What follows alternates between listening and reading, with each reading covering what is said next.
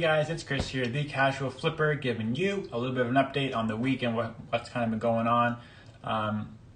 Because it was a good week. Some cool things happened that I want to kind of recap with you. So something that I didn't know that was really possible. I read about it online a little bit, but I've never really experienced it myself. And what this is auto ungating on stuff. So if you're a new seller, you might have noticed that a lot of items you cannot sell it. I'm in the same boat, but you need patience, and over time you will start getting ungated. You're not always notified either. Sometimes it just happens. In this situation, if you look back on my last video or 2 videos ago when I'm sourcing, I'm scrubbing. That was the product. It was a scrubbing item. I was scanning items. There was one item that I found on a great sale price. Even on the great sale price, it still didn't make sense to buy, but I was restricted on it. For fun, I hit request, and boom, like magic, I got ungated for that brand. I didn't do anything special. I was just outsourcing. I just hit the request button, and just like that, and it said it was based off my seller performance. So if you want to see that, it's in my sourcing video. It's on YouTube and Instagram. Something that I've had a restriction with, I've discussed a little bit, is in the business I do have a cash flow restriction. Always working with $1,000 give or take, and often if you make one bad buying decision, that capital is tied up. It's something I've gotten a lot better at, and because I've gotten better at it, my payments have become more frequent and larger. I'm now comfortable to leverage my business a little bit more and get more cash flow going, which is what I've done. So I do have more leverage available to me now to get more inventory and stuff like that. But with that, I'm sole proprietor. Everything I do is under my name, and I'm responsible. So I got to be very careful with that. And COVID has really made me dive into online arbitrage, which is great.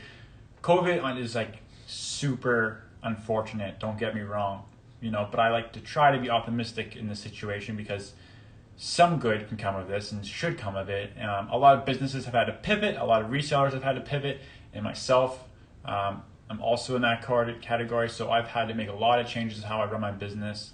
I'm really diving deep into it now, but online arbitrage has become really the main way for me to source because the stores are closed. So COVID has really got me into OA, which has been huge, and I'm very happy about that. And once we're all done here, however long this takes, and it could be a very long time, I'm going to continue these habits. It just might not be right now. It's probably 90% of my sourcing. It might go down to like 60.